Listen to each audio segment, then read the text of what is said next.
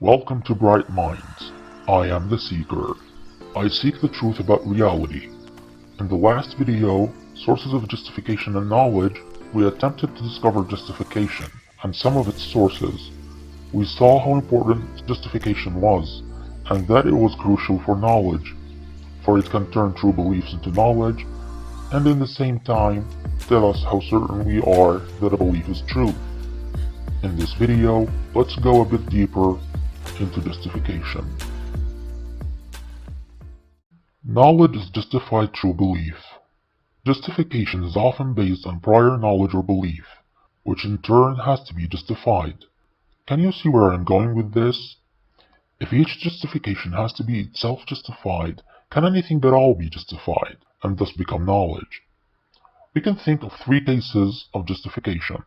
The first is that each justified belief is built on some other justified belief. If I ask you, how do you know that A, you could answer because B. Again, how do you know that B? Because C, and so on to infinity. In this case, we can't have a basic solid ground that we can build all our justification on. The second case we can think of is where A is justified by B, and B is justified by C, and C is justified by D, which in turn is justified, let's say, by B. This forms circular reasoning, and none of A, B, C, and D can truly be justified. The third and last case is where we have C justify B, and B justify A, but C itself is basic and needs no justification. However, if C is a belief, no matter how basic it is, if it remains unjustified, it cannot be called knowledge. Therefore, no further knowledge can be built upon it. Thus, can we really know anything at all? That's called skepticism. And one way to go around it is to stop thinking in a linear fashion where we have a chain of justifications, where each justification depends on the previous justification. Instead of thinking of a solid ground to build your justification on layer upon layer, think of it as a web of justifications where every point in the web is supported by the other points in the web.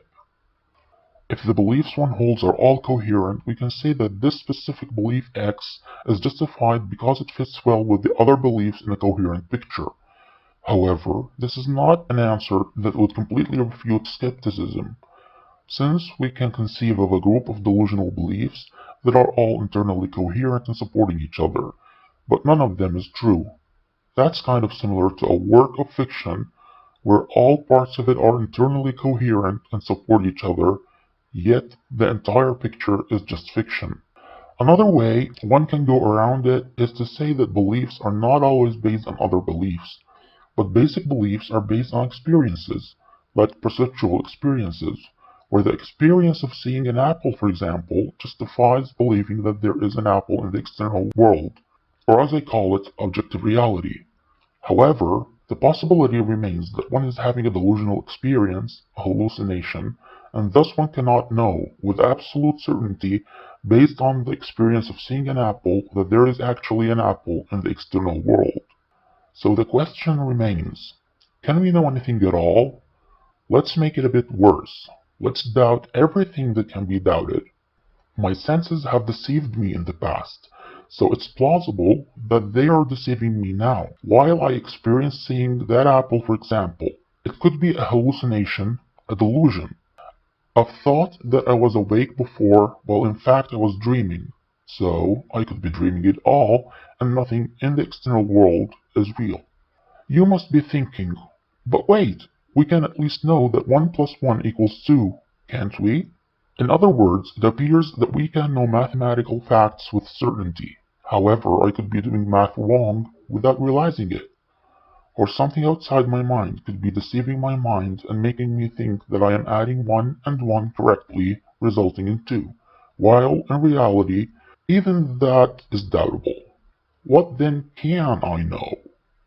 The answer to that, ironically, resides in doubt itself. Since I can apparently doubt everything, and everything could be a delusion, or some kind of deception, there must be something that is doing the doubt, or something that is being deceived. Therefore, my mind at least exists. It doesn't have to be in a brain or in a body. It could just be a disembodied mind or consciousness. But it has to exist. I have to exist in some form to do the thinking and the doubting. Hence Descartes' famous statement, I think, therefore I am. It appears to me that I can know for sure that I exist. Everything else can be doubted. But at least I know something. What else can I know? Can I be justified in believing anything other than that my mind exists? I'll leave the answer for that to future videos. Thanks for watching. I hope you liked this video and found it informative. I've left sources in the description below for those who would like to go deeper. Feel free to leave a comment and let me know what you think about this discussion. Please don't forget to like and share, and if you haven't subscribed already, hit the subscribe button on your way out. Click the bell button too if you want to know about my videos as soon as they are out. Until we meet in the next video, be safe and stay curious.